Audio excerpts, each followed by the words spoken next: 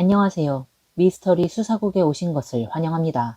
2021년 12월 말레이시아 사바주의 한 아파트에서 28살 인도네시아 국적의 가정부 누르 아피아 다행 다민이 삭발된 채 바닥에 쓰러져 숨을 거둔 채 발견되었습니다.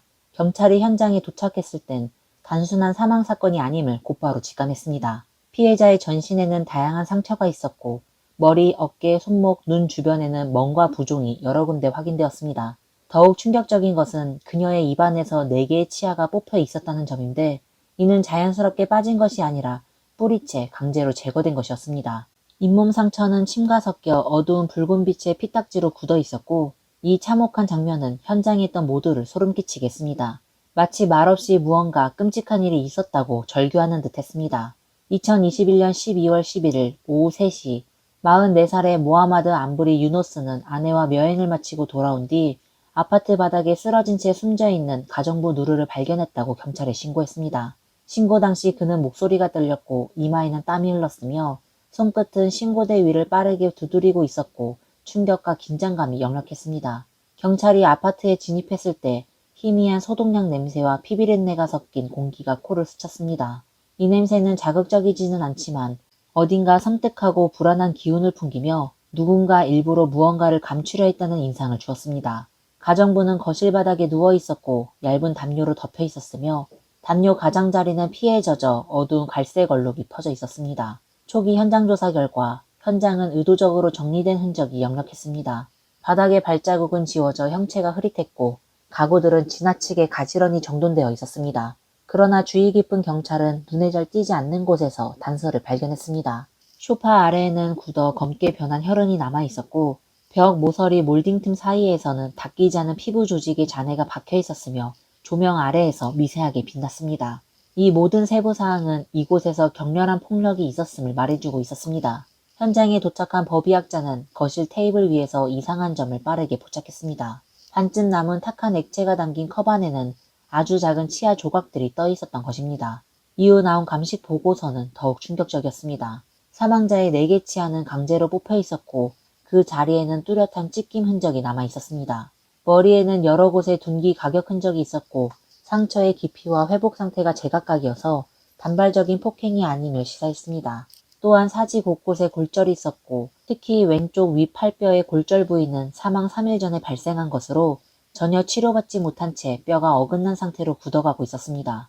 이는 피해자가 생전에 극심한 고통을 겪었음을 보여주는 명백한 증거였습니다. 모하마드는 경찰이 진술하기를 자신과 아내 에티카시티 누라시킨 모하드 술롱은 12월 8일에 쿤다산으로 여행을 떠났으며 12월 11일 정오에 귀가했을 때 가정부 누르가 이미 사망한 상태였다고 말했습니다. 그는 또한 왕복 차량 티켓도 제출하며 자신의 진술이 사실임을 강조했습니다. 하지만 이 진술은 곧바로 뒤집혔습니다. 아파트 단지의 CCTV 영상에는 부부가 12월 10일에 이미 차량을 몰고 지하 주차장으로 들여온 장면이 선명하게 찍혀 있었습니다. 그렇다면 이 시간 동안 아파트 내부에서는 과연 무슨 일이 벌어졌던 것일까요? 이 부부는 왜 거짓말을 했을까요? 경찰은 즉시 두 사람에 대한 수사를 착수했습니다. 곧이어 수사관은 에티카의 휴대폰에서 12월 9일자 영상을 복구해냈습니다. 영상은 다소 흔들렸지만 내용은 명확히 식별할 수 있었습니다. 누르는 바닥에 무릎을 꿇은 채 두려움에 몸을 떨고 있었고 에티카는 정교한 하의를 실은 채 누르의 손등을 거칠게 밟고 있었습니다. 그녀의 얼굴에는 거의 잔인함에 가까운 웃음이 떠올라 있었습니다. 한편 모하마드는 옆에서 휴대폰으로 촬영을 하며 간간히 날카로운 웃음소리를 냈습니다. 이 영상은 경찰에게 이 부부가 가정부의 죽음과 관련이 있다는 확신을 더욱 굳히겠습니다. 수사가 깊어지면서 더 많은 의심스러운 정황이 드러났습니다. 경찰은 부부의 침실을 수색하던 중 가정부의 여권과 근로계약서가 안방 금고에 보관되어 있는 것을 발견했습니다. 통상적으로 이런 중요한 서류는 가정부 본인이 소지하거나 접근이 쉬운 곳에 있어야 정상입니다. 하지만 금고 안에 보관되어 있던 것은 명백히 이례적인 일이었습니다. 이어서 경찰은 가정부의 은행계좌 내역을 조회했고 지난 6개월 동안 입출금 기록이 전혀 없다는 사실이 확인되었습니다. 근로계약서상 그녀는 매달 800링깃, 약 26만원 상당의 월급을 받아야 했습니다. 이로 인해 경찰은 가정부의 급여가 고용주에게 착취당했을 가능성을 의심하게 되었습니다. 이후 주민들도 경찰 조사에서 중요한 단서를 제공했습니다.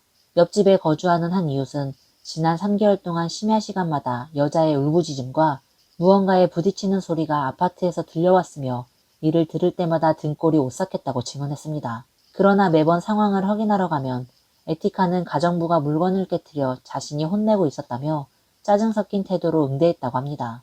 또한 아래층 주민 한 명은 어느 날 새벽 위층에서 무거운 물건을 끌고 다니는 듯한 소리가 몇 분간 계속 들렸다고 말했습니다. 당시에는 이사가 진행되는 줄 알고 대수롭지 않게 여겼지만 지금 돌이켜보면 매우 수상하다고 느껴진다고 했습니다. 에티카는 사바대학교를 졸업하고 지질학 석사학위를 취득한 여성으로 사건 당시 한 석유회사의 여성 엔지니어로 재직 중이었습니다. 그녀는 2012년 말레이시아 요리 마스터대회에 참가해 주목을 받은 적도 있습니다. 당시 24살이었던 에티카는 대학을 갓 졸업한 시녀로 정갈한 앞치마를 두르고 단정한 메이크업에 부드러운 미소를 띠며 동남아 요리를 선보였습니다. 각 재료의 특징과 고르는 법을 상세히 설명하며 뛰어난 요리 실력과 친근한 이미지로 많은 시청자들의 사랑을 받았습니다. 최종적으로는 결승에 진출해 상위권 성적을 거두었습니다. 남편 모하마드 역시 지역 내에서 잘 알려진 건축 학창업자로 이 부부는 지역사회에서 명실상부한 엘리트 계층으로 통했습니다. 그들은 친구들 사이에서도 부러움의 대상이었고 고급 아파트에서 생활하며 수입 자동차를 몰고 주말이면 자녀를 데리고 커뮤니티 행사에 참여하며 공원에서 산책하고 놀이를 즐기는 모습은 매우 화목하고 이상적인 가족처럼 보였습니다. 하지만 이처럼 번지르르한 겉모습 뒤에는 전혀 다른 실상이 감춰져 있었습니다. 이민국 기록에 따르면 누르는 2020년 7월에 정식 중개업체를 통해 말레이시아로 온 것으로 확인되었습니다. 이번이 그녀의 첫 해외 취업이었습니다. 그녀의 고향은 인도네시아 술라웨시 섬의 한 외진 마을로 부모는 코코넛 농사를 지으며 근근히 생계를 유지하고 있었고 어린 남동생과 여동생들도 함께 살고 있었습니다. 누르는 매달 고향으로 돈을 송금하며 가족의 주요 생계비와 동생들의 학비를 책임지고 있었고 본인은 극도로 절약하며 생활하며 대부분의 월급을 저축해 가족에게 보냈습니다. 가족과의 마지막 통화는 2021년 11월이었습니다. 당시 누르는 매우 지치고 두려운 듯한 어조로 말했고 어머니가 더 묻기도 전에 급히 전화를 끊었습니다. 수화기 너머에는 짧은 통화음만 남아 있었습니다. 중개업체의 기록에 따르면 2021년 3월 누르는 한 차례 구조 요청 전화를 한 적이 있었습니다. 통화 당시 그녀는 작고 급박한 소리로 자신이 외출을 금지당하고 있으며 하루 10시간이 넘는 노동에 시달리고 있고 자주 욕설을 듣는다고 호소했습니다. 그러나 중개업체에서 에티카와 연락했을 때 에티카는 누르가 정서적으로 불안정하며 일도 제대로 하지 않고 자꾸 쓸데없는 생각을 한다며 오히려 이민국에 정식으로 신고하겠다고 경고했습니다. 누르는 명확한 증거를 제시하지 못했고 강제 송환과 일자리 상실을 두려워한 나머지 이 사건은 끝내 무산되었습니다. 실제로 말레이시아에서는 외국인 가사도우미의 신고가 입증의 어려움으로 인해 정식 수사로 이어지는 경우가 드뭅니다. 하지만 주변 이웃들의 증언은 그 실태를 보여주고 있습니다. 어느 주민은 에티카가 발코니에서 빨래 건조대로 누르를 때리는 장면을 직접 목격했다고 말했습니다. 그 이유는 단지 남편의 셔츠를 잘못 다렸다는 것이었습니다. 당시 누르는 얇은 옷만 입은 채 계속 용서를 빌었고 에티카는 무표정한 얼굴로 무자비하게 폭행을 가했습니다.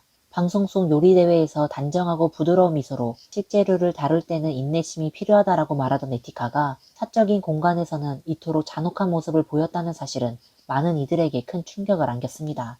이처럼 극단적인 이중성은 사회적으로도 쉽게 받아들여지지 않았습니다.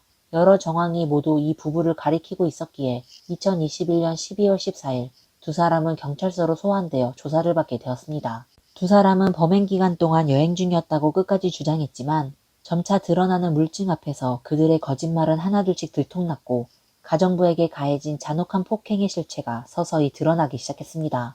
우선 경찰의 정밀 현장 감식 결과 아파트 내부에는 외부인이 침입한 흔적이 전혀 없었습니다. 더 결정적인 것은 법의학 감정 보고서였습니다. 누르의 상반신에는 신구 상처가 혼재되어 있었고 어깨와 허벅지에는 이미 딱지가 앉은 둔기로 맞은 흔적이 여러 발견되었는데 이 상처들은 수주 전에 금속봉으로 구타당한 것으로 추정되었습니다. 손목과 발목에는 둥근 멍자국이 있었는데 이는 밧줄로 묶였을 때 생기는 전형적인 형태였습니다. 또한 등과 팔 부위에는 고온 액체에 의해 생긴 화상의 흔적이 선명하게 남아 있었고 이 상처들은 최근에 발생한 것이었습니다. 가장 충격적인 사실은 두피의 넓은 부위에서 모발이 강제로 뽑힌 흔적이 발견되었다는 점입니다. 현장에서 수거된 머리카락 조각들과 대조를 통해 누르가 사망 직전 강제로 삭발당했음이 입증되었습니다. 이 일련의 상처들은 회복 정도를 기준으로 분석했을 때 최초의 상해는 약 3개월 전부터 시작되었으며 마지막 상해는 사망 직전 48시간 내에 발생한 것으로 확인되었습니다. 이는 누르가 오랜 시간 동안 반복적이고 지속적인 학대를 받아왔다는 명백한 증거였습니다. 그러나 충격은 여기서 끝나지 않았습니다.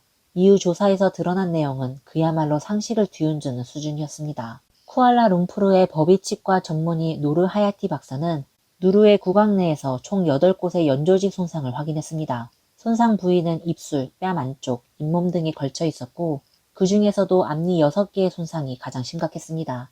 해당 치아들은 단순히 부러진 것이 아니라 뿌리부터 강제로 뽑혀 있었으며 이 과정에서 치조골이 찢기고 잇몸 조직이 심각하게 훼손되었습니다. 그리고 이 모든 부위에는 치유의 흔적이 전혀 없었습니다. 노르 하야티 박사는 이러한 구강 손상이 단순한 사고로는 발생할 수 없으며 도구를 이용한 강제적인 인위적 행위로 인한 것이라고 밝혔습니다. 특히 이 행위가 피해자가 아직 살아있는 상태에서 이루어졌으며 마취 없이 치아를 뽑는 고통은 의학적으로 통증 등급 최상위인 10단계 통증에 해당한다고 설명했습니다. 이는 인간이 견딜 수 있는 한계에 가까운 수준입니다. 경찰은 현장 수색 중 발견한 공구함에서 녹슨 팬츠 한 자루를 발견했고 그 위에 남아있던 소량의 혈흔을 DNA 분석한 결과 피해자 누르의 것과 일치하는 것으로 확인되었습니다. 한편 경찰 기술팀은 부부의 휴대전화와 클라우드 백업 자료를 분석하여 총 27개의 영상과 53장의 사진을 복원했는데 이 자료들은 훗날 기소 과정에서 직접적인 증거로 활용되었습니다. 복원된 영상 속에서 누르가 당한 학대는 참혹함을 넘어선 수준이었습니다. 11월 초에 촬영된 영상에서는 누르가 접시를 하나 깨뜨렸다는 이유로 에티카가 연속으로 수십 차례 뺨을 때렸고 남편 모하마드는 그 장면을 휴대폰으로 촬영하면서 좀 더 빨리 움직이면 틱톡에 올릴 수 있겠네 라고 조롱했습니다. 12월 5일에 촬영된 또 다른 영상에서는 누르가 욕조 안에 있을 때 뜨거운 물이 그대로 부어졌고 그녀가 극심한 통증으로 비명을 지르자 두 사람은 큰 소리로 웃음을 터뜨렸습니다. 가장 잔혹한 장면은 12월 9일에 촬영된 영상이었습니다. 누르가 강제로 눌린 채 고정되어 있었고 부부는 팬티로 그녀의 앞니를 뽑아냈습니다. 영상 마지막 부분에서는 에티카가 얘 이는 제일 보기 흉했어. 진작에 뽑았어야 했지. 라고 말하는 음성이 고스란히 담겨 있었습니다. 이 영상들은 분류 체계까지 명확하게 설정되어 저장되어 있었고 파일명에는 재미있는 장면 1, 훈육시간 3과 같은 제목이 붙어 있었습니다. 마치 전리품을 다루듯 부부는 이 자료들을 세심하게 보관하고 있었습니다. 조사 결과 누르의 일상은 철저하게 통제받고 있었으며 가족과의 주간 통화도 전부 감청되고 있었던 것으로 드러났습니다.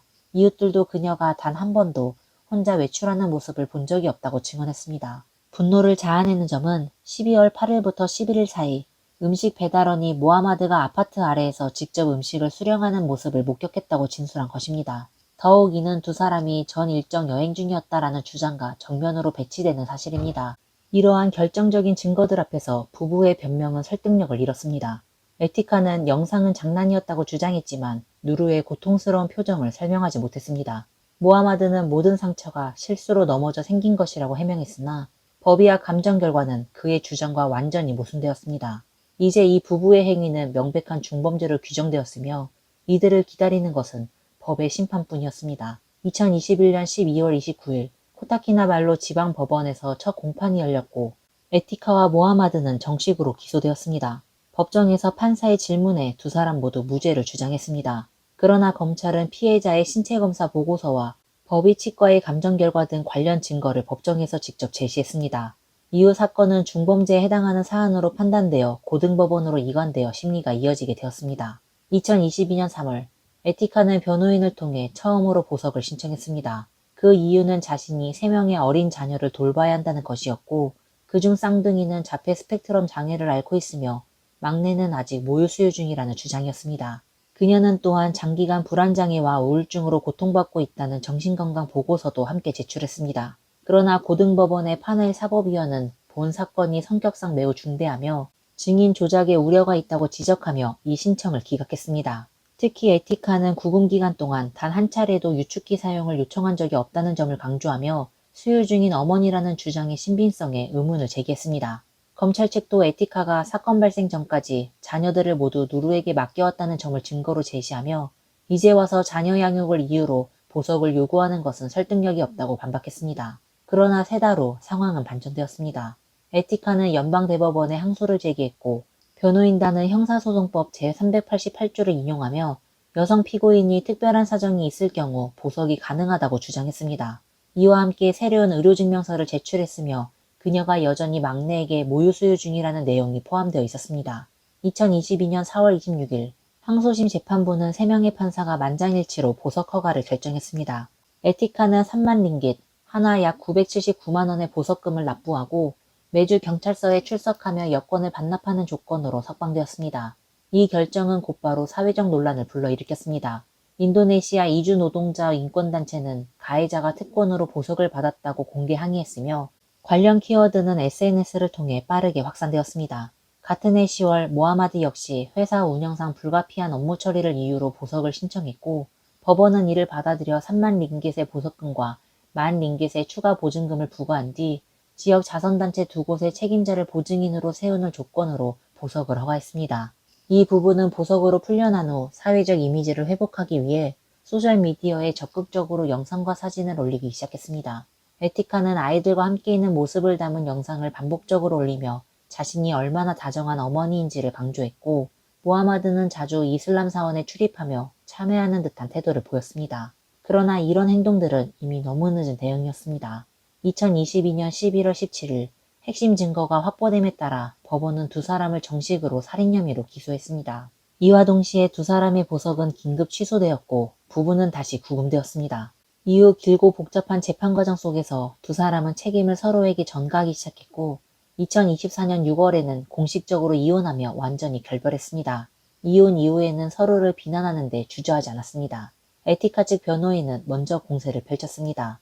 모든 폭력 행위는 모하마드가 주도했으며 그녀는 강압에 의해 연루되었다고 주장했습니다. 이와 함께 전 남편을 말리려 했다는 내용이 담긴 편집된 녹취록도 법정에 제출했습니다. 그러자 모하마드 측 변호인은 즉시 반박이 나서 에티카가 직접 학대를 지시하고 실행하는 영상 일부를 법정에 공개하며 주도권은 그녀에게 있었다고 주장했습니다.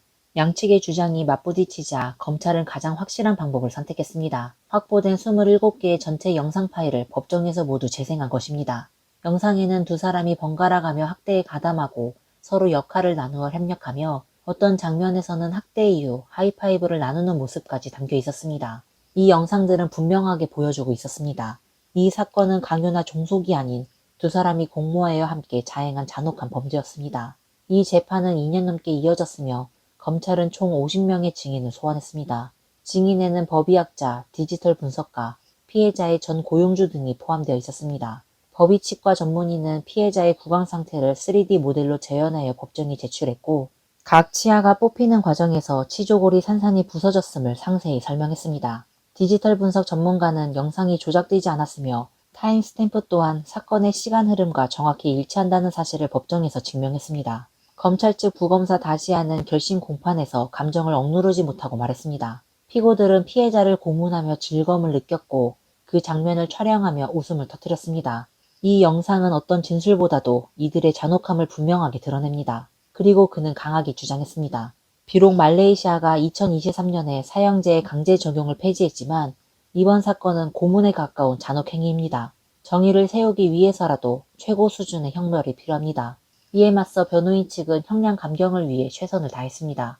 모하마드 측 변호인은 30년 징역과 태형 4대를 제한한다며 의뢰인이 깊이 반성하고 있으며 피해자 가족에게 배상할 의지가 있다고 주장했습니다. 에티카 측 변호인도 즉시 반응하며 의뢰인은 전과가 전혀 없고 새 자녀를 양육해야 합니다 라고 말하며 정신건강 문제가 판단력에 영향을 미쳤을 수도 있다고 암시했습니다. 이에 대해 검찰은 반박하며 영상 속 두 사람은 명확한 의도를 가지고 행동하고 있으며 학대는 장기간 반복적으로 계획적으로 이루어진 것이라고 지적했습니다. 정신상태 역시 형사 책임을 면할 정도는 아니며 감형사유가 될 수 없다고 강조했습니다. 2025년 6월 20일 연방 최고법원은 최종 판결을 선고했습니다. 붉은 법복을 입은 재판장은 114개에 이르는 유죄 판단 근거를 낱낱이 열거하며 학대 행위는 수개월간 지속되었고 그것이 단순한 폭력이 아니라 가학적 오락의 수단이었다 라고 강조했습니다. 최종적으로 에티카와 모하마드 두 사람은 모두 살인죄로 유죄 판결을 받았고 징역 34년형을 선고받았습니다. 이와 별도로 모하마드에게는 태형 12대가 추가로 부과되었고 에티카는 형사소송법 제289조에 따라 여성에게 태형을 금지한 규정에 의해 면제되었습니다. 선고가 내려지는 순간 모하마드는 무표정하게 판사석을 응시했고 에티카는 고개를 숙인 채 수의소매로 얼굴을 가렸으며 어깨가 미세하게 떨리고 있었습니다. 법정 밖에서 누르의 어머니는 딸의 영정을 품에 안고 오열했습니다. 수백 명의 시위대는 살인자를 엄벌하라, 정의를 돌려달라 라는 문구가 적힌 팻말을 들고 시위를 벌였고 현장을 통제하는 경찰과 긴장감 속에 대치했습니다.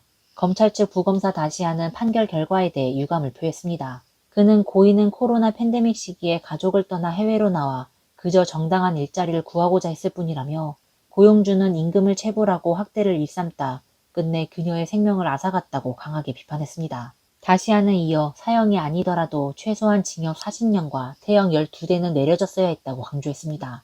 비록 사건은 판결로 일단락되었지만 많은 이들은 여전히 이해할 수 없다는 반응을 보였습니다.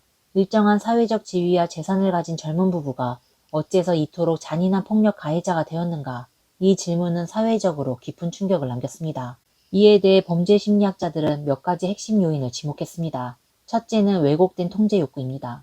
에티카는 과거 전국 놀이대회에서 높은 주목을 받았지만 방송이 끝난 후 그 인기는 급속히 사라졌습니다. 그녀는 대중의 관심을 받던 시절의 감각에 집착했고 그때의 전능감과 통제감을 잃은 것에 대한 강한 결핍을 느꼈습니다. 이후 폐쇄적인 가정이라는 환경 속에서 그녀는 가정부를 이상적인 지배 대상으로 삼았습니다. 에티카는 수많은 규칙을 만들어 누르에게 절대 복종을 요구했고 조금이라도 마음에 들지 않거나 저항하는 행동이 있을 경우 즉시 극단적인 처벌을 가했습니다. 그녀는 피해자의 행동, 언행, 심지어 사고방식까지 통제함으로써 왜곡된 자기만족을 추구했던 것입니다.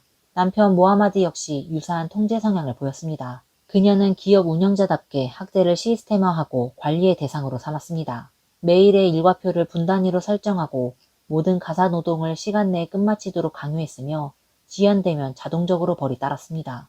이는 단순한 감정적 분출이 아니라 고문을 일종의 업무처럼 실행한 냉혹한 방식이었습니다. 둘째는 감정적 냉담함이었습니다. 두 사람은 신문 과정 내내 피해자를 그것이라고 지칭하며 마치 피해자가 살과 피가 있는 인간이 아니라 생명 없는 물건인 것처럼 말했습니다. 그들은 단 한 번도 죄책감을 보인 적이 없었습니다. 타인의 고통에 무감각한 이러한 태도는 심리학에서 감정 박탈이라고 불리며 보통 오랜 자기중심적 성향과 관련이 있습니다. 마지막으로 이 부부가 가진 사회적 지위에서 비롯된 특권의식도 주요 원인 중 하나였습니다. 중산층으로서 높은 수입과 좋은 사회적 평판, 다양한 자원을 가진 그들은 인간관계를 돈으로 판단하는 데 익숙해졌고 가정부를 언제든지 마음대로 할 수 있는 사적 재산처럼 여겼습니다. 모하마드는 어느 사적인 대화에서 친구에게 돈 주고 고용했는데 말을 안 들으면 당연히 혼내야지 라고 말한 적이 있습니다. 이러한 인식은 일부 고용주들 사이에서도 드물지 않지만 이 부부는 그것을 극단적으로 밀어붙인 사례였습니다. 하지만 결국 이 사건의 더 깊은 원인은 말레이시아 가사노동자 보호제도의 허점에 있습니다. 현행법상 가정부의 노동시간, 휴식 권리는 명확하게 규정되어 있지 않아 많은 고용주가 이를 악용하여 노동시간을 자의적으로 연장할 수 있습니다.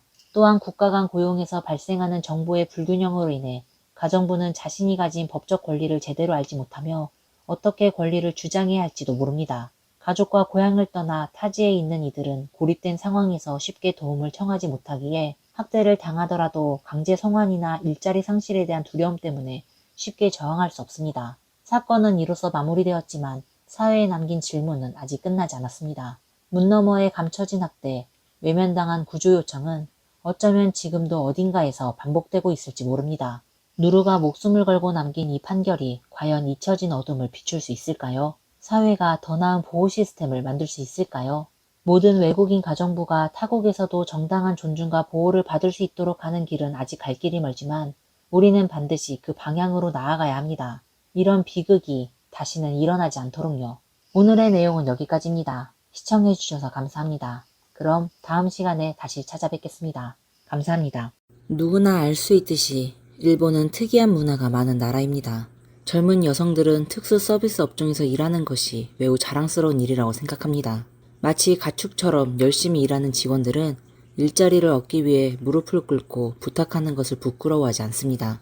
스트레스가 많은 남성들은 풍속점을 찾아가 자신을 위로해줄 여성도 찾습니다.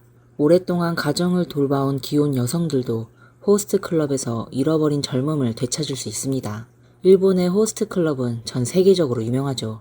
이는 불법 산업에 속하지 않으며 합법적이고 규제된 산업입니다. 필요한 라이센스만 있으면 정상적으로 운영할 수 있는 겁니다. 그러나 호스트 클럽은 특수 서비스를 제공하지 않습니다. 호스트는 순수하게 손님과 대화하고 술을 마시며 게임을 하는 역할만 합니다. 어떤 사람들은 이를 매혹적인 화려한 나이트클럽이라고 생각하고 또 다른 이들은 이곳이 자신을 되찾고 영혼을 해방시키는 장소라고 말합니다. 그러나 사실상 그것은 방어 없이 큰 돈을 잃게 만드는 돈을 훔치는 기계와 같습니다. 안녕하세요. 미스터리 수사국에 오신 것을 환영합니다. 오늘은 이 돈을 쥐고 대박을 터뜨린 남자, 일본 최고의 호스트라 불리는 롤랜드에 대해 이야기해보겠습니다. 일본의 매우 유명한 나이트클럽 제왕인 롤랜드에 대한 전설은 나이트클럽 외의 자리에서도 많이 퍼져 있습니다. 전해지는 바에 따르면 롤랜드는 일본에서 가장 권위 있는 대학인 도쿄대학교 출신으로 매우 높은 지능을 자랑하며 일반 사람들을 훨씬 능가한다고 합니다. 그러나 다른 사람들이 꿈꾸는 명문대학은 롤랜드에게 그리 중요하지 않았습니다. 그는 도쿄대학교에서 1년 동안 공부한 후 학문 연구가 매우 지루하다고 느껴 결국 중퇴하고 말았습니다. 그 후 부모님에게 받은 10만엔의 학비, 약 98만 원으로 멋진 양복을 구매하고 일본의 번화가인 긴자로 가서 호스트로서의 길을 시작하게 되었습니다. 그는 키 182cm에 해초처럼 풍성한 금발을 자랑하며 마치 만화 속의 귀족 왕자처럼 보입니다. 깊은 눈매와 깨끗한 눈동자, 입체적인 이목구비와 오랜 시간 동안 꾸준히 운동으로 다져진 근육질 몸매를 가지고 있습니다. 그가 어디를 가든 소녀들과 귀여운 여성들은 그를 보고 열광하곤 합니다. 그는 말을 하지 않으면 매우 냉정해 보이지만 입을 열고 웃을 때는 태양처럼 따뜻한 미소로 사람들을 매료시키곤 합니다. 전해지는 바에 따르면 롤랜드는 18살에 호스트 업계에 입문했으며 20살에는 긴자의 여러 클럽에서 최고 호스트로 자리 잡았습니다.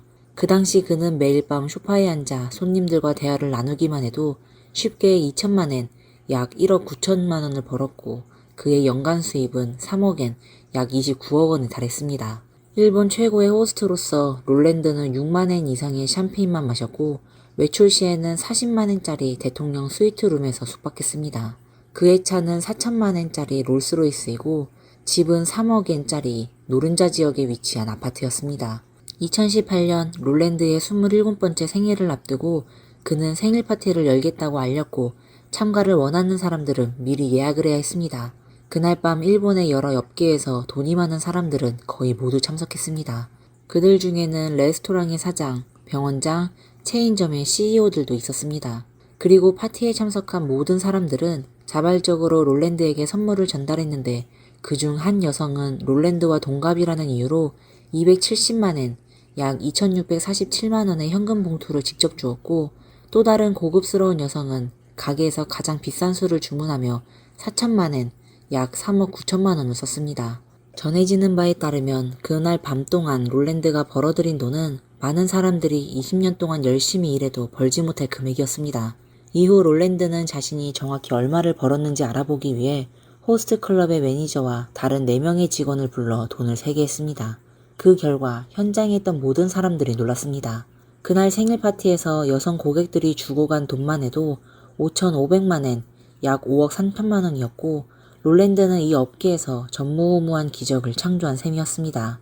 이 고객들은 자신의 돈을 아깝지 않게 여겼으며 그중 한 여성은 롤랜드의 가슴에 기대어 이 세상에 태어나줘서 고마워요 라고 말하기도 했습니다. 또한 전해지는 바에 따르면 롤랜드는 자신이 일하는 호스트 클럽을 직접 구입했고 패션업계에도 진출하여 자신의 브랜드를 론칭했다고 합니다. 그의 성공적인 인생은 전적으로 그의 자기관리와 끊임없는 학습 능력 덕분이었다고 합니다. 롤랜드는 매일 아침 일어나자마자 첫 번째로 베개와 이불을 모두 정리하여 옷장에 넣고 침대에 누워 시간을 낭비하는 것을 방지했다고 합니다. 또 그는 자신의 스마트폰을 오전 3시부터 오후 3시까지만 사용할 수 없게 설정했다고 하는데 스마트폰이 집중력을 방해한다고 느껴 이를 사용하는 것이 쓰레기 음식을 먹는 것과 같다고 생각했다고 합니다. 롤랜드는 매일 일을 하지 않을 때는 꾸준히 운동을 하고 독서와 외국어 학습에 힘썼다고 전해집니다. 그러나 일본 미디어에서 전해지는 최고의 호스트라는 이미지가 과연 완벽하고 결점 없는 인물로 그려졌을까요? 네티즌들의 연구와 분석을 통해 현실 속의 밤의 제왕이 어떻게 사람들에게 비춰졌는지 그 진짜 모습이 나타났습니다. 먼저 롤랜드가 도쿄대학교 출신이라는 주장에는 큰 허점이 있습니다. 도쿄대학교는 1877년에 설립된 일본의 최고 명문대학으로 세계 랭킹 13위에 자리하고 있습니다. 100년 이상의 역사 동안 도쿄대는 9명의 노벨상 수상자, 6명의 월프상 수상자, 1명의 필즈상 수상자, 16명의 일본 총리와 수많은 학자, 정치인들을 배출했습니다.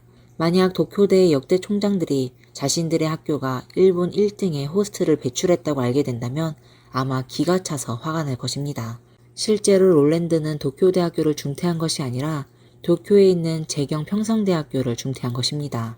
이 두 학교의 사이의 격차는 매우 큽니다.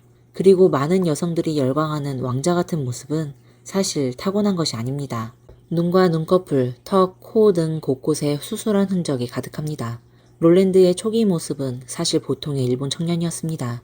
사람들을 매혹시키는 금발은 개인 헤어 디자이너가 매일 그의 머리를 염색하고 관리한 결과였습니다. 금발과 양복은 그가 자신을 왕자처럼 보이게 하기 위해 사용한 수단이었죠. 이 고급스러운 이미지를 유지하기 위해 롤랜드는 매달 10만엔, 약 98만원으로 머리 관리비를 지출했으며 업계에 처음 입문했을 때는 60만엔, 약 588만원을 투자해 자신의 이미지를 완전히 바꾸었습니다. 그는 스스로를 아시아 소년에서 여성적인 이미지로 탈바꿈시켰습니다. 그리고 그가 런칭했다는 의류 브랜드는 오픈 4일 만에 영국의 한 여성 의류 브랜드 디자인을 표절했다는 사실이 보도되었습니다. 그리고 모든 제품이 표절이었으며 세부상 한 개도 바뀌지 않았습니다. 롤랜드는 이대로 가면 자신에게 큰 위험이 될 것임을 깨닫고 급히 사과문을 발표했습니다. 그러나 그의 사과는 사실상 책임을 회피하려는 시도에 가까웠습니다. 롤랜드는 기자회견에서 자신은 친구를 도와준 것일 뿐 디자인과 공급 경로에 대해서는 전혀 알지 못한다고 밝혔습니다. 그 당시 롤랜드는 패션계 진출을 선언하며 고급 의류 디자이너로 변신한다고 큰소리쳤던 그 자신감 넘치는 모습은 온데간데 없었습니다.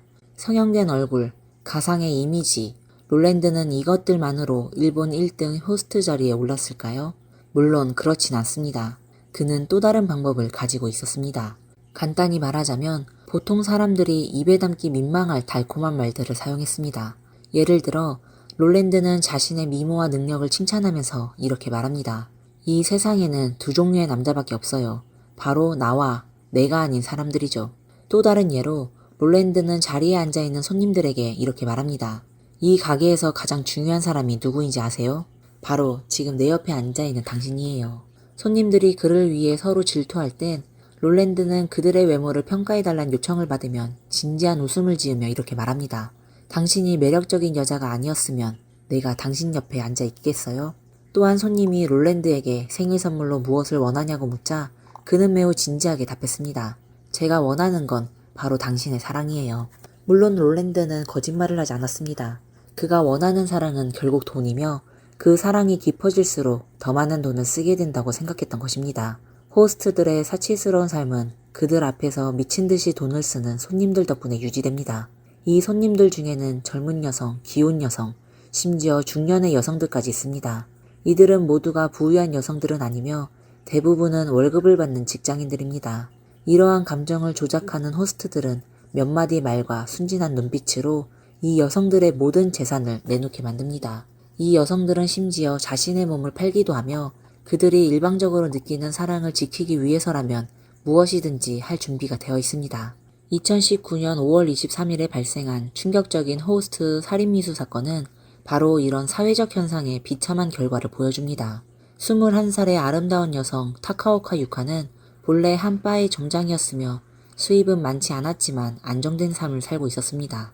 어느 날 그녀는 친구와 함께 호스트 클럽을 방문하게 되었고 거기서 호스트 루나에게 반하게 됩니다. 이후 그녀는 이 호스트를 만나기 위해 이틀에 한 번씩 클럽에 가게 되었고 2달 만에 200만엔, 약 1960만원을 소비하게 되었습니다. 이런 소비 수준은 유카가 감당할 수 있는 범위가 아니었습니다. 하지만 그녀는 루나와 함께 있지 않으면 루나가 다른 여성들을 접대하게 될 것이라는 사실을 견딜 수 없었습니다. 이는 유카에게 절대적으로 받아들일 수 없는 일이었죠. 그래서 유카는 더 많은 돈을 가진 노인들과 여행을 다니며 돈을 벌기 시작했습니다. 그녀는 자신의 몸을 팔아 돈을 벌고 다시 루나에게 가서 소비를 계속했습니다. 하지만 루나는 감정이 아닌 돈만을 중시하며 유카가 돈이 없자 더 이상 따뜻하게 대해주지 않았고 다른 여성들에게로 돌아갔습니다. 유카는 자신의 감정이 한 번 또 한 번 루나에게 장난처럼 다뤄지자 결국 루나와 둘만의 삶을 끝내는 방법밖에 없다고 생각했습니다. 그래서 그녀는 루나를 자신의 새방으로 데려가 방심한 루나를 해치게 됩니다. 결국 루나가 고통스러워하는 모습을 보고 유카는 마음이 약해졌고 잠시 망설인 후 그녀는 경찰과 병원에 전화를 걸었습니다. 현재 유카는 감옥에 갇혀 있으며 그녀의 가장 아름다운 날들은 모두 낭비되었습니다. 반면 루나는 회복한 후 명성이 더욱 커졌고 그의 고객들도 점점 많아졌고 그의 인기는 일본 1등 호스트 롤랜드와 비슷할 정도입니다. 말할 수 있는 것은 호스트 클럽에서 미친 듯이 소비했던 여성들이 얻은 것은 일시적인 즐거움, 따뜻함, 그리고 존중뿐이었다는 것입니다. 그러나 그들이 돈을 잃게 되면 호스트에게서 얻은 모든 즐거움은 즉시 사라지게 됩니다. 결국 호스트의 일은 돈을 벌기 위해 하는 일이기 때문이죠. 오늘의 내용은 여기까지입니다. 여러분의 생각을 댓글로 남겨주세요. 저희 영상이 마음에 드셨다면 좋아요와 구독 버튼 눌러주세요. 항상 저희를 지지해주시고 격려해주셔서 진심으로 감사합니다. 지금까지 미스터리 수사국이었습니다. 그럼 다음 시간에 다시 찾아뵙겠습니다. 감사합니다. 안녕하세요. 미스터리 수사국입니다. 오늘 여러분께 소개해드릴 사건은 2020년 미국에서 센세이션을 일으켰던 사건입니다. 한 20살의 여고생이 졸업을 하고 군대에 입대했는데 참변을 당하게 되었습니다. 사건은 보기에는 아주 단순해 보였지만 세부 사항이 더욱 알려지게 되면서 사람들을 혼란스럽게 만들었습니다. 2020년 7월 29일 한 가족은 그 당시 트럼프 대통령을 만나 바네사 길렌이라는 법안을 국회에 제출하려고 했습니다. 도대체 무슨 일이 있었던 걸까요? 때는 2020년 4월 22일 바네사가 텍사스 포트우드 군사기지에서 갑자기 사라졌습니다. 그녀는 이미 20살이 넘은 성인으로 지적이고 정상이며 용감하고 정직하게 아주 활기찬 성격이었습니다. 그리고 포트우드 군사기지는 그렇게 평범한 곳은 아니었습니다. 그곳은 미 육군 현역 기갑부대 중 국내 최대 규모의 군사기지로 관리가 아주 엄격했는데 한 사람이 어떻게 그곳에서 사라지게 되었을까요? 그 소식을 들은 바네사의 가족은 아주 불안해하였습니다. 군 기지 측에서 그녀의 실종 사건을 미군과 범죄수사팀으로 보고했다고 했지만 그녀의 가족은 역시 여러 매체에 이 사건을 폭로하였습니다. 심지어 웹페이지를 만들어 딸의 실종 사건을 기록하기까지 했는데요. 그들은 자신의 딸이 여러 피해자 중 한 사람이 될까봐 두려워하며 정부가 사실을 인멸할까봐 너무나도 걱정한 상태였습니다. 바네사의 어머니는 1999년에 태어난 바네사가 5남매 중 가장 열정적으로 사는 아이라고 하였습니다. 그녀는 스포츠를 좋아했는데 특히 축구를 좋아했습니다. 2018년 고등학교를 막 졸업한 바네사는 어머니의 반대를 무릅쓰고 군대에 입대하게 되었습니다. 그해 그녀의 성적은 미국에서 상위 15%에 들었고 또 라틴계 출신인 그녀는 영어와 스페인어를 아주 잘하여 분명 괜찮은 대학에 들어갈 수 있었을 것인데 말이죠. 하지만 그녀는 10살 때부터 조국에 봉사하는 걸 꿈꿔왔습니다. 그리고 입대하게 된 걸 아주 자랑스럽게 생각했는데요. 처음 그녀는 버지니아에서 복역했었는데 주로 소형 무기 수리 공장에서 일했었습니다. 그러다 바네사는 텍사스의 포트 후드 군사기지로 이직하게 되었습니다. 기지에서의 생활은 매우 질서정연하여 그녀는 항상 가족들에게 본인의 삶에 아주 만족스럽다고 말했었습니다. 바네사가 본인의 선택에 적응이 잘 되는 걸 봐 그녀의 부모는 한시름을 놓게 되었습니다. 그러다 2020년 초 때부터 바네사는 다른 사람이 된 것처럼 아주 우울해 보였고 가족들과의 의사소통도 거의 피했었습니다. 그리고 바네사는 더 이상 활발하고 용감한 소녀가 아닌 움츠러들고 소심해진 성격으로 변해져 있었습니다.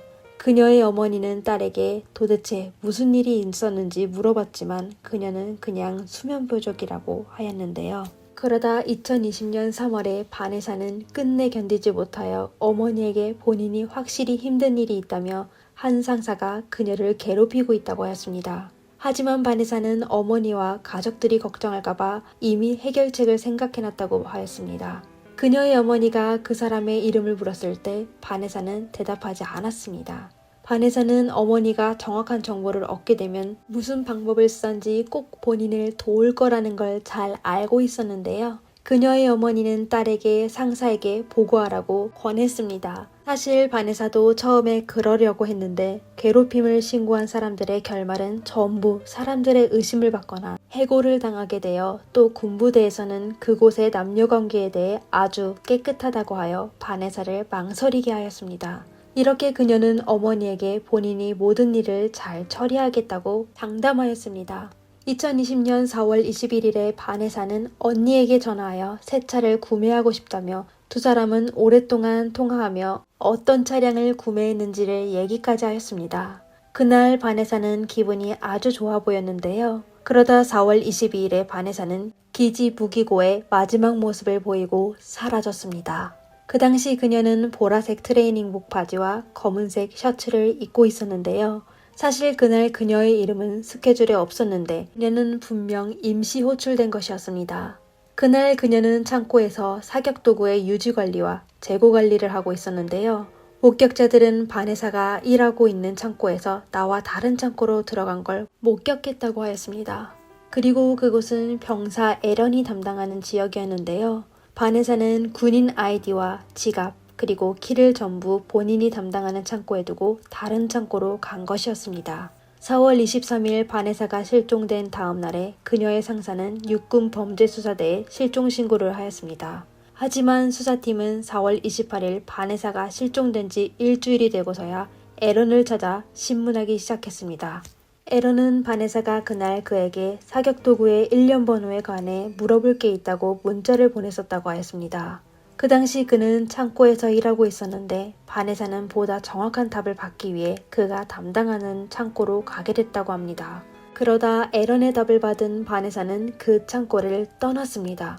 하지만 바네사가 어디로 갔는지에 대해서는 에런도 모른다고 하였습니다. 그리고 에런 본인은 그날의 일을 마친 후 기지를 떠나 여자친구 세실리아의 집으로 가게 됐는데 저녁 6시 반쯤 정부 교육 웹사이트에 로그인하여 컴퓨터 응용 공부를 했다고 했습니다.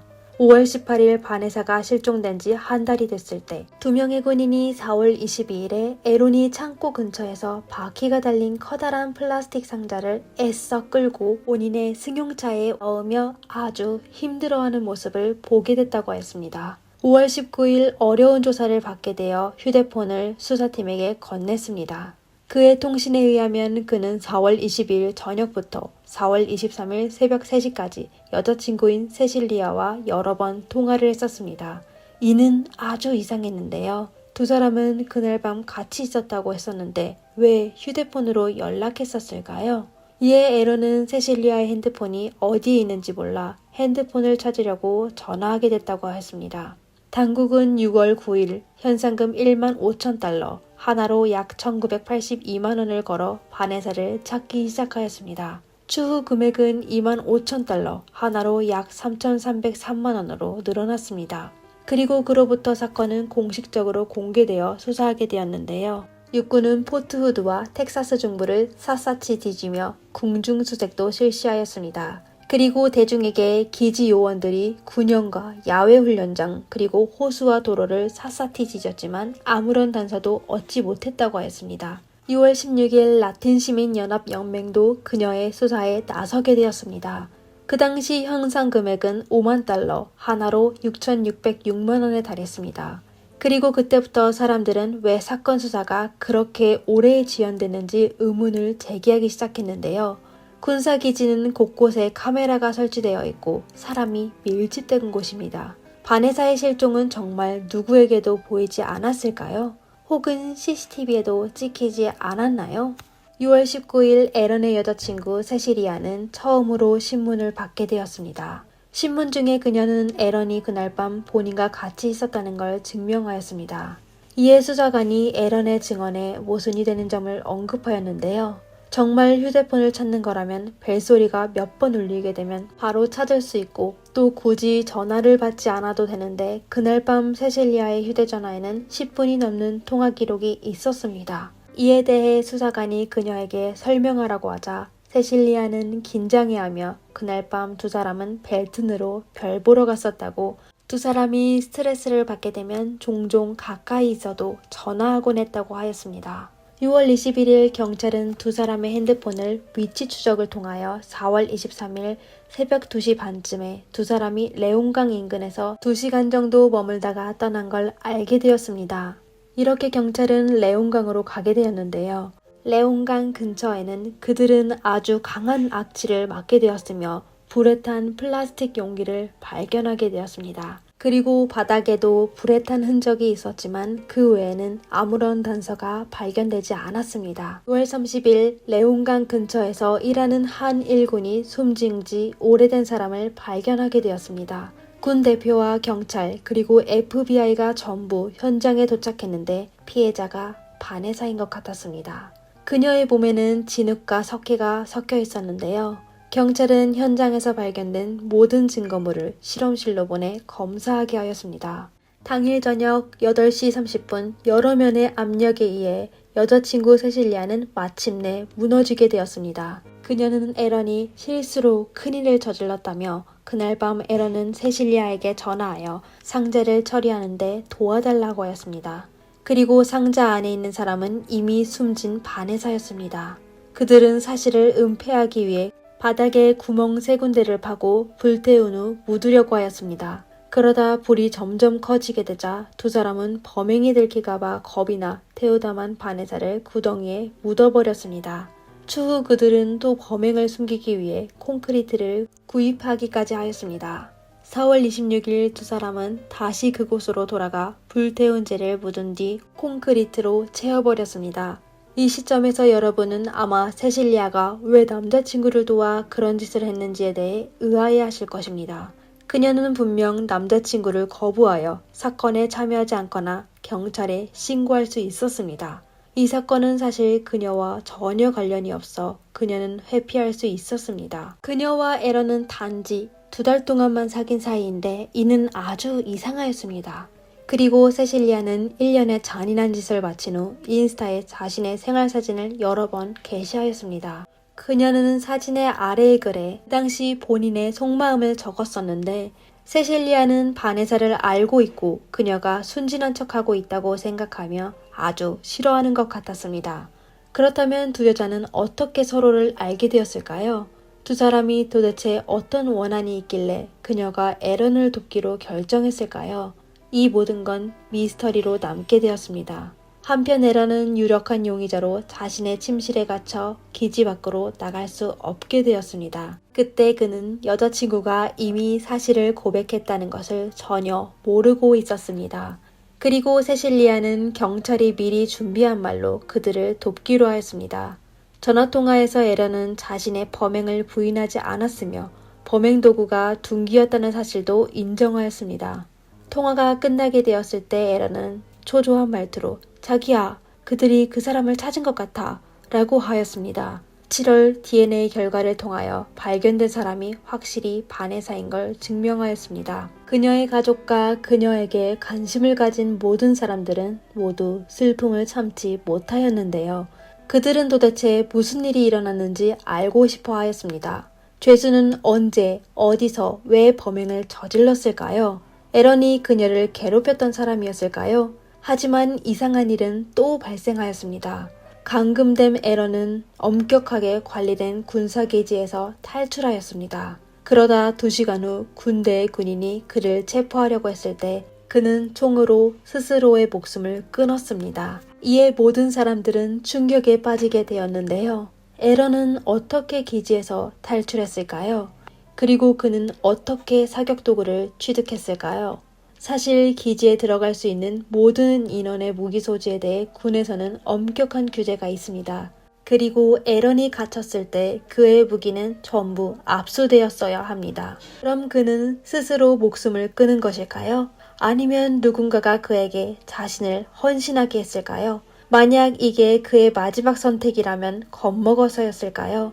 그에 대한 혐의가 아주 많았었습니다. 에런은 이를 직면할 수 없어 본인의 목숨을 끝내기로 한 것일까요? 아니면 그렇게 해야 할 수밖에 없었을까요? 바네사의 가족은 이 결과에 아주 분노하였습니다. 에런은 마지막으로 바네사를 목격한 사람이자 바네사와 마지막으로 소통한 사람이었습니다. 그날 정확히 어떤 일이 일어났으며 에런은 왜 그녀를 해쳤을까요? 부대에서는 다음에 에런의 범행 시간이 사건 당일 밤 10시 13분에서 23분 사이였다고 발표하였습니다. 하지만 그 기간 동안 어떤 일이 있었는지에 대해서는 증인이 없다고 하였습니다. 그리고 에런과 바네사가 관계를 맺었다는 아무런 증거도 없었습니다. 에런은 거짓말 탐지기 테스트를 거부한 적이 있었고 에런이 체포되었을 때 사용된 무기는 개인 무기였으며 군대에 속하지 않았습니다. 군부대는 또 세실리아가 기지에 있는 다른 군인의 아내라며 그녀와 에런은 불륜관계여서 바네사가 두 사람의 비밀을 알게 되어 참사를 당한 거로 추측된다고 하였습니다. 불륜은 군대에서 엄중히 처벌을 받게 되기 때문입니다. 하지만 바네사의 가족은 이번 조사 결과에 불만을 표시했습니다. 그들은 군대에서 모든 조사 과정과 정보를 공개하지 않고 또 질문에도 적극적인 답변을 하지 않았다고 하였습니다. 바네사는 사건 발생 전 누군가가 자신을 괴롭혔다고 말했는데 그 사람이 누구였을까요? 바네사는 왜 그날에 추가 근무를 하게 되었을까요? 또 누가 그녀에게 명령을 했을까요? 바네사가 그날 에런을 만나게 된 이유는 정말 1년 번호를 얻기 위해서였을까요? 그럼 에런은 유력한 용의자로 왜 그에 대해 계속 신문하지 않았을까요? 모든 단서를 다시 정리해봅시다. 4월 22일에 바네사가 사라졌습니다. 공식적인 범행 시간은 45분이었습니다. 그럼 정말 에런 혼자서 그 짧은 시간에 모든 걸 처리했을까요? 둔기로 범행을 저지르게 되면 추후 대량의 청소 작업을 해야 범행을 숨길 수 있습니다. 그럼 에런은 어떻게 그 짧은 시간 내에 전문적이고 꼼꼼한 청소 작업을 했었을까요? 기지는 4월 23일 상사에게 보고했다고 했는데 왜 3주가 넘어서야 사건을 목격한 사람이 나타났을까요? 바네사는 4월 22일에 실종됐는데 군대에서는 왜 바로 수사를 진행하지 않았을까요? 상급자가 수사를 막은 것일까요? 그리고 에런과 그의 여자친구에 대한 조사도 계속 지연되었습니다. 사건 발생 2달 후에야 사람을 찾기 시작했는데 전에 기지 수사관들은 아무런 조치를 하지 않았습니다. 만약 바네사의 실종이 언론에 폭로되어 민중들의 관심을 받지 못했다면 그녀의 사건은 아마도 그냥 실종으로 종결됐을 것입니다. 그리고 현지의 경찰은 레온강 근처에서 이상한 점을 발견하였지만 자세히 조사하지 않고 경찰견을 현장으로 보내 다시 수사하지도 않았습니다. 결국 바네사는 일반인에게 발견되었는데 이것은 정말 말도 안 되는 일이었습니다. 그리고 오늘날 사람들이 세부 사항에 대해 주의를 기울이게 되자 증인들은 증언을 바꾸게 되어 사건은 기이하게 되었습니다. 바네사의 실종 사건이 대중의 관심을 끌게 되자 많은 여군이 나서게 되었는데요. 그들은 군대의 가장 어두운 면을 언급하며 상사들은 그녀들에게 안정감을 준 적이 없다고 하였습니다. 그들은 의회가 이 사건에 대해 독립적인 조사를 실시하고 바네사 길렌이라는 법안을 통과시키기 위하여 공동청원서에 서명했습니다. 그리고 이에 따라 유사한 사건이 발생하게 되면 민원을 제기할 수 있게 하고 부대에서 마음대로 할 수 없게 하였습니다. 또한 미군, 특히 여군을 더욱 안심하게 군 복무를 하게 하였습니다. 그녀들은 다시 신고했다는 이유로 보복당할 걱정을 하지 않아도 됐습니다. 한 젊은 여자가 조국을 지키고자 군대에 입대했는데 그녀가 지키고 싶었던 나라는 그녀를 지켜주지 못했습니다. 사실 그 자체로 아주 슬픈 일인데 그녀들은 더욱 많은 존경을 받아야 했습니다. 시청자 여러분은 오늘의 사건에 대해 어떻게 생각하시나요? 댓글에 의견을 남겨주시면 감사하겠습니다. 이상 미스터리 수사국이었습니다. 다음 영상에서 뵙겠습니다. 안녕하세요. 미스터리 수사국입니다. 오늘은 중국과 독일에서 센세이션을 일으켰던 리앙지의 사건에 대해 소개해드리겠습니다. 1990년 중국 허난성에서 외동딸로 태어난 리앙지에는 가족의 사랑을 독차지하였습니다. 그리고 온화한 성격으로 어릴 때부터 선생님이나 학교 친구들에게 사랑을 받아왔습니다. 2014년 리앙지에는 허난과학기술대학교 건축학과를 졸업하고 독일의 안할트 응용과학대학교에 입학하게 되었습니다. 그녀의 가족은 부유하지 않았지만 그래도 대부분의 저축을 딸의 유학 비용으로 사용하였습니다. 리앙지에가 다니는 대학은 독일 동부에 있는 데사우에 자리 잡고 있으며 수도 베를린에서 차로 2시간도 채 걸리지 않았습니다. 리앙지에와 친구들은 도심에 아파트를 임대하여 빠르게 새로운 삶에 적응하였습니다. 2016년 5월 11일 리앙지에는 수업을 마친 후 집으로 돌아가 운동복으로 바꿔 입고 진본을 나섰습니다. 이것은 그녀의 습관이었는데 매일 해질 무렵 그녀는 아파트 앞에 있는 돌길을 따라 조깅을 하곤 하였습니다. 그날 그녀는 몇 군데의 골목길을 돌 때 누군가가 본인을 부르는 것 같아 이어폰을 빼고 달리기를 멈췄습니다. 5월 12일 아침 유학생 저울리용은 리앙지에와 연락이 안 돼 걱정하게 되었습니다. 두 사람은 매일 아침 같이 식사를 했었는데 그날 수업 시간이 다 되었는데도 리앙지에는 나타나지 않았습니다. 이상하다 싶은 그녀는 리앙지에의 룸메이트에게 연락하여 리앙지에가 전날 밤 집으로 돌아가지 않았다는 사실을 알게 되었습니다. 리앙지에는 자기 관리를 매우 철저히 하는 학생인데 독일에 거주하는 동안 매일 학교와 아파트만 오갔습니다. 그녀의 영어 실력은 괜찮았지만 독일어는 잘 못해 친구가 별로 없었습니다. 현지에서 함께 유학 온 친구 한 명만 있는 그녀는 어떻게 외박을 할 수 있었을까요? 두 사람은 이에 뭔가 이상하다고 생각하여 바로 학교에 통보하여 신고하게 되었습니다. 학생들의 진술에 따르면 리앙지에는 5월 11일 저녁 8시 30분쯤 학교를 떠났습니다. 데사우시의 일조 시간이 매우 길어 그녀가 떠났을 때는 날이 아직 밝았었습니다. 그리고 그녀는 매일 같은 경로에서 달리기를 했었는데 이 노선을 따라 아파트 앞에 있는 거리에서 시작하여 하우스맨 거리를 지나 광장과 도시공원을 돌았습니다. 데사우시의 경찰은 실종자가 젊은 여성인 점을 고려하여 공원과 주변의 범죄 발생 가능성이 높은 지역을 집중으로 수색하였습니다. 경찰은 이날 정오부터 시내 전역에 수백 명의 경찰을 배치했으며 헬기와 열화상 카메라 그리고 경찰견을 동원하여 실종자의 이동 경로를 따라 철저히 수색하기 시작하였습니다. 현지의 중국계 사람들은 서로 메시지를 전달하며 수사에 동참하였습니다. 하지만 24시간이 지났는데도 사람들은 아무런 단서를 찾지 못하였습니다. 5월 13일 오전 경찰은 리앙지의 휴대전화로 다시 전화를 걸었는데 한 남자가 전화를 받았습니다. 하지만 그는 전화를 받자마자 전화기를 꺼버렸습니다. 시간이 너무 짧아 휴대전화의 위치를 추적할 수 없었습니다. 오전 11시쯤 경찰이 그 통화 내역에 대해 추가로 분석을 하려던 중 갑자기 수색대로부터 연락을 받게 되었습니다. 그들은 하우스맨 거리의 소나무 아래에서 한 숨진 여성을 발견하였습니다.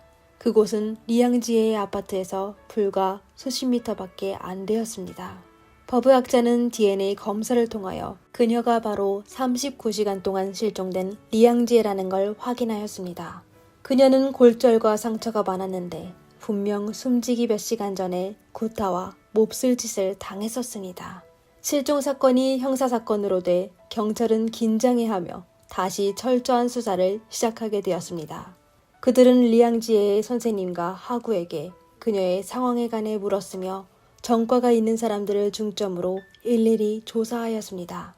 그리고 피해자의 몸에서 찾아낸 체액의 DNA 데이터베이스에 넣어 확인하기 시작하였습니다.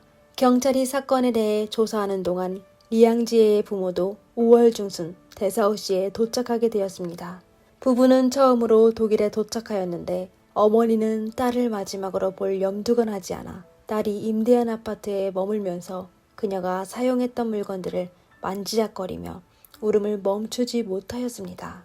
리앙지의 아버지는 수십 년 동안 경찰 일을 해왔는데 그는 딸의 방에서 오랫동안 앉아있다가 딸을 찾아 현장으로 가서 살펴보기 시작했습니다. 우선 소나무의 주변을 확인한 그는 딸이 평상시 조경하는 경로를 따라 확인하고 분석하다 그는 조사팀에게 범인이 리앙지에가 발견된 소나무의 옆에 있는 집에 있을 거라고 얘기하였습니다. 아버지의 추측은 아주 정확했습니다. 하지만 그는 그 집안에 아무도 없었고 예상 밖으로 그가 그 당시 숨어 있었다는 걸 모두가 모르고 있었습니다. 5월 23일 경찰 수사가 미궁 속으로 빠지게 되어 더욱 광범위한 수사를 진행하려고 할 때 한 젊은 남자가 대시유 경찰서를 방문하게 되었습니다. 그 남자는 하우스맨 거리에 거주하는 주세바스찬 F인데 그 여자친구 제니아가 사건에 관련이 있다고 주장하였습니다. 세바스찬은 5월 10일 리앙지에가 실종되기 전날 밤 여자친구 제니아가 조경하고 있는 그녀를 본 적이 있다고 하였습니다. 제니아는 리앙지에가 귀엽게 생겨 그녀에게 성인 게임을 하고 싶은지 물어 그녀의 동의를 받은 후 같이 세바스찬이 있는 아파트로 가서 세 사람은 몇 시간 동안 즐기다 리앙지에가 떠났다고 하였습니다. 그리고 그는 경찰이 DNA를 비교하여 범인을 찾고 있다고 들어 상황 설명을 하기 위해 찾아왔다고 덧붙였습니다. 그는 본인의 DNA가 리앙지의 몸에 남겨 본인이 범인으로 지목될까봐 걱정하여 경찰을 찾아간 겁니다. 세바스찬이 살고 있는 아파트는 바로 피해자가 발견된 소나무 옆에 있었습니다. 리앙지의 아버지가 추측했던 것과 정확히 일치했습니다. 세바스찬의 DNA는 리앙지의 몸에 남아있는 제액과 완벽하게 일치했으며 그녀의 손톱에서 발견한 피하 조직과도 일치하였습니다. 이에 경찰은 바로 그를 유력한 용의자로 지목하게 되어 세바스찬과 그의 여자친구를 전부 구금하여 조사하기 시작했습니다. 5월 24일 정오 지방검사 포크 비트먼은 기자회견을 열어 최신 수사 진행 상황을 대중에게 발표했습니다. 용의자가 체포됐다는 소식을 들은 리앙지의 부모는 긴장해하며 경찰이 딸의 억울함을 헤아려 주기를 바랬습니다. 하지만 그들은 최악의 결과를 받게 되었습니다. 그날 기자회견에서 검찰은 우선 경찰이 용의자 2명을 체포했다고 밝히며 사건에 대해 간략한 설명을 한 후 기자회견 내내 세바스찬이 언급한 성인 게임에만 집중하여 얘기했습니다. 그는 기자들에게 현재까지 확신할 수 있는 건 리앙지에가 피해가 되기 전에 본인의 의지로 용의자의 집으로 갔다며 다른 정보에 대해서는 추가 조사가 필요하다고 하였습니다. 리앙지에는 보수적인 사람이어서 남녀관계가 아주 깨끗했습니다. 그녀는 매일 집과 학교에만 있었는데 어떻게 소통할 수도 없는 사람들과 성인 게임을 할 수 있었을까요? 가장 황당한 점은 용의자의 자백에 따르면 리앙지에는 5월 10일에 그들과 같이 있었습니다.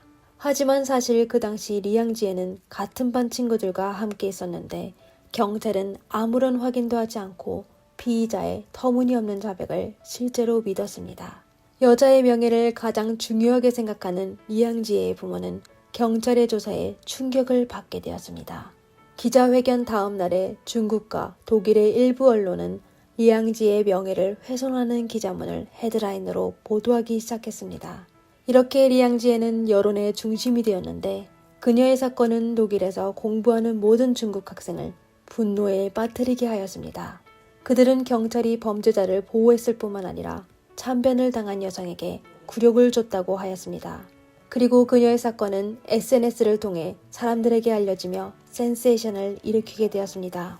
사건 수사를 담당하는 경찰과 경찰 고층 그리고 사건에 대한 세부사항은 전부 노출되었으며 용의자 세바스찬의 신원도 공개되었습니다. 그는 데사우시 경찰서 고위 여성 경찰관의 아들이자 현 데사우 경찰서장의 의붓 아들이었습니다.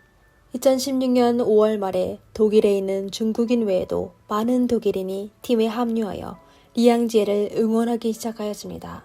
엄청난 여론과 외교적 압박으로 데사우 경찰서장과 세바스티안의 어머니는 할 수 없이 휴직하게 되었습니다. 지방자치정부는 경찰에 사건을 인계하여 재수사를 요청하였습니다.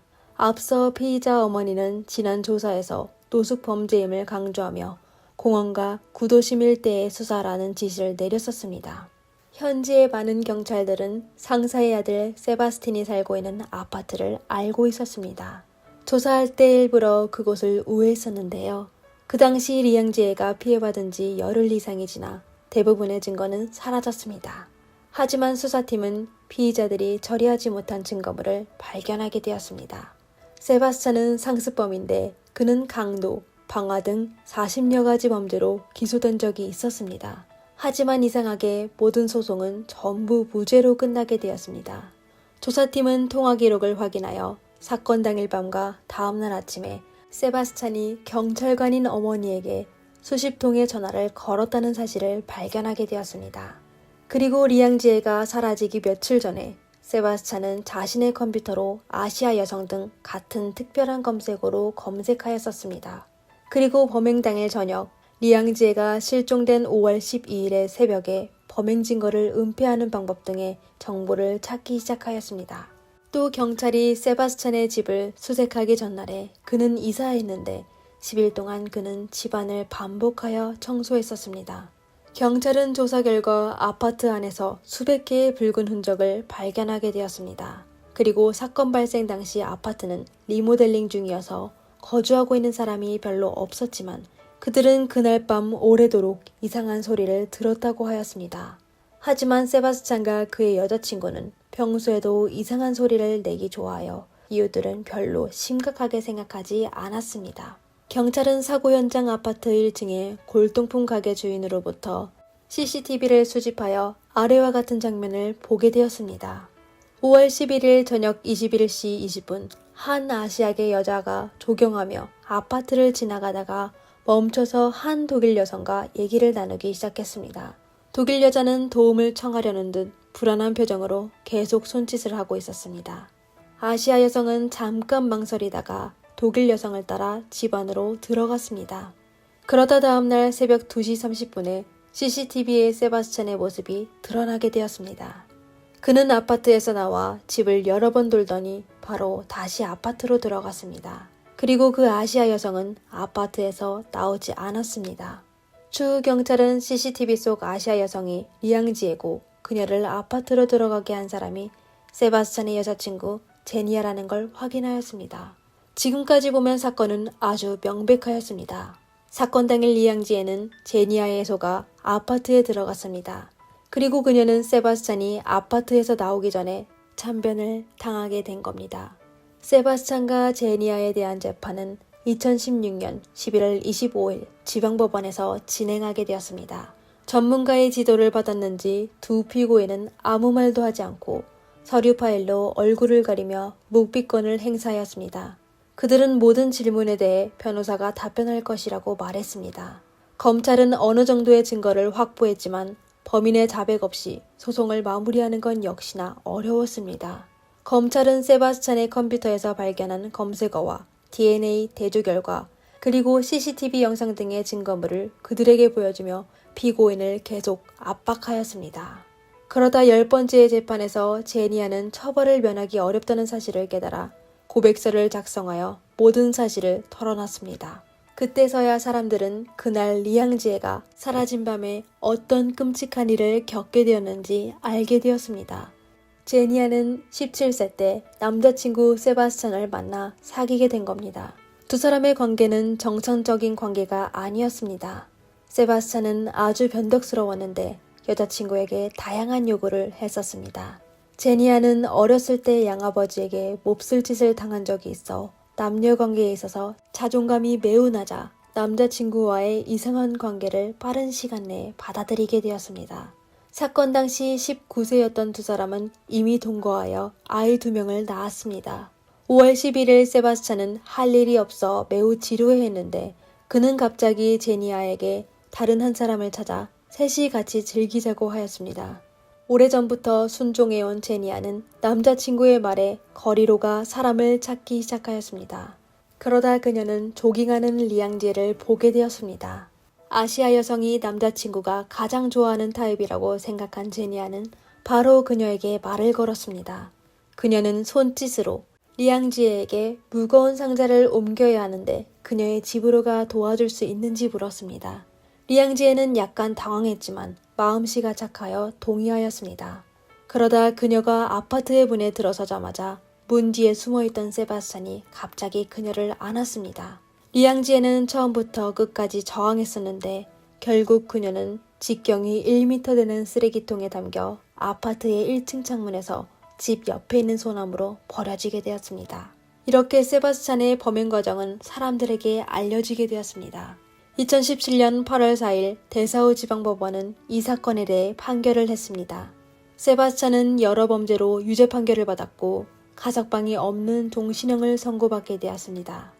극형을 폐지한 독일에서 이미 처벌할 수 있는 가장 센 처벌이었습니다. 그리고 제니아는 그 당시 19살이어서 또 자수하여 유기징역 5년 6개월을 선고받게 되었습니다. 두 피고인은 놀랍게도 본인의 죄를 인정하기보다는 무척이나 억울해하였습니다. 세바스찬은 판사의 판결이 불공평하다며 변호사 때문에 자신이 감옥에 있게 됐다고 생각하였습니다. 그리고 제니아는 본인이 힘든 어린 시절 때문에 이런 짓을 했다고 주장했는데 두 사람은 자신에 대해 이야기를 하면서 자신이 부당한 대우를 받았다고 믿었습니다. 하지만 리앙지에 대해 두 사람은 전부 죄책감이 전혀 없어 보였습니다. 두 사람은 전부 항소했지만 법원에서 그들의 항소를 기각하였습니다. 37번의 법정 판결 끝에 리앙지의 사건은 마침내 종결되었습니다. 2016년 5월 중순 리앙지에가 세상을 떠난 후 많은 중국 학생들과 독일 국민들은 자발적으로 리앙지에 대한 추모 행사를 참여하였습니다. 추모 행사는 중국의 전통 풍습에 따라 49일 동안 지속되었습니다. 사람들은 소녀의 영혼을 달래주며 그녀가 마음 놓고 떠날 수 있기를 바랬습니다. 세바스찬의 부모가 위증이나 은폐를 했다는 직접적인 증거가 없어 그들은 유죄 판결을 받지 않았습니다. 여론이 점차 사라진 뒤 두 사람은 휴가를 마치고 각자의 일자리로 복귀하였습니다. 사람들이 리앙지에를 애도하는 동안 두 사람이 운영하는 와이너리가 개업하게 되었는데 장례식의 다음 날에 성대한 리셉션을 가졌습니다. 하지만 그들의 와이너리는 사건이 폭로된 후 많은 사람들이 그곳에 모여 시위를 하여 또 사람들이 그곳에서 리앙지의 사건에 대해 연설하여 오래가지 못하고 문을 닫게 되었습니다. 세바스찬의 어머니는 나중에 한 매체의 인터뷰에서 아들과 마찬가지로 리앙지에 대해 언급하지 않았으며 그냥 아들의 여자친구가 유기징역 5년 6개월밖에 선고받지 않아 아들에게 매우 불공평하다고만 하였습니다. 그녀는 아마 리앙지의 부모가 수많은 밤에 악몽에서 깨어나 딸이 당한 참변을 상상하며 울고 있을 거라고는 생각조차 하지 않았을 것입니다. 리앙지의 부모는 악성 보도로 오랫동안 살고 있던 집을 떠나게 되었습니다. 사건이 마무리된 후 리앙지의 아버지는 딸이 유학하러 가기 전에 부모님에게 부른 노래를 들으며 하루도 딸을 잊은 적이 없었으며 세상을 떠난 딸에게 편지를 적어 장례식에서 큰 상심에 편지를 읽을 수가 없어 다른 사람에게 부탁하여 읽게 하였습니다. 리앙지에 비록 넌 세상을 떠났지만 너의 목소리와 웃음소리는 늘 우리의 귓가에 남아있어. 정말로 우리 삶에는 네가 없으면 안 되는데 엄마 아빠는 네가 그때 얼마나 외롭고 고통스럽고 또 얼마나 도움을 받았으면 했는지 상상이 된단다. 너 없이 우리가 앞으로 어떻게 살아가야 할지 모르겠어. 너의 생일이나 기일은 늘 우리를 아프게 할 거야. 네가 편히 떠나길 바란다. 그리고 네가 천국에서 꽃길만 걷길 바랄게. 오늘의 사건은 여기까지입니다. 시청해주셔서 감사합니다. 이상 미스터리 수사국이었습니다.